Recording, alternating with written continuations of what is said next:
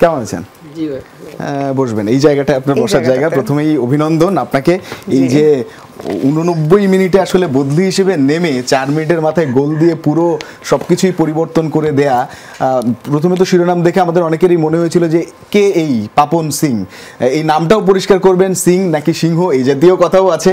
তো আসলে আমি তো দেখে হেডলাইন মনে করেছিলাম যে আসলে পাঞ্জাবের কোনো ফুটবলার এলো কিনা বাংলাদেশ জাতীয় দলের মধ্যে, তাই না? হঠাৎ করেই, কারণ উনি খেলছেন আরো আগে থেকে মঞ্জুর, কিন্তু অবাক করা বিষয় পরিচিতিটা নেই। বাংলাদেশের ফুটবলে একটা গুরুত্বপূর্ণ সময় একটা গোল কতটা আসলে ভূমিকা রাখতে পারে সেটার জ্বলন্ত প্রমাণ। আমরা সবকিছু শুনবো, তার আগে নামটা নিয়ে আগে শুনতে চাই আমরা আসলে এই নামের পিছনের গল্পটা।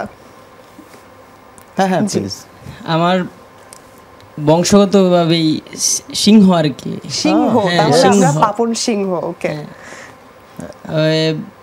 এটা কিভাবে হইল সিং, এটা আমি এটা সবার মুখে মুখে পাপন সিং। তাহলে আজকে যমুনার পর্দায় অন্তত পরিষ্কার হয়ে গেল ব্যাপারটা, আসলে ফুটবলার, তারকা ফুটবলার বাংলাদেশ দলের এখন তিনি পাপন সিংহ এই নামে আমরা বলি। এবং নেত্রকোনায় আপনার জন্ম, বারহাট্টা থানা, যেখানে আসলে কবি নির্মলেন্দু গুণের জন্মস্থান এবং হুমায়ুন আহমেদেরও সেখানে নানা বাড়ি, সেটার একটা যোগসূত্র আছে। তো এই যে কবি সাহিত্যিকদের মাটি থেকে আপনি ফুটবলের মহাকাব্য লিখছেন, অসাধারণ।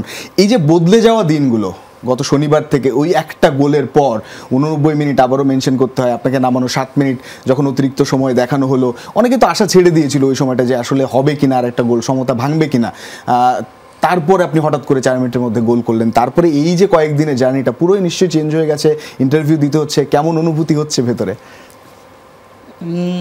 অনেক ভালো লাগতেছে, সব মিলে আর কি, অনেক ভালো লাগছে।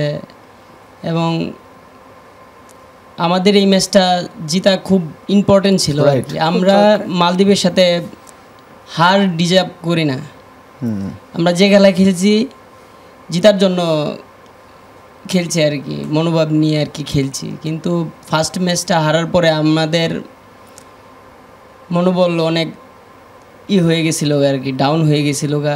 মিডিয়ার চাপ, দর্শকের চাপ,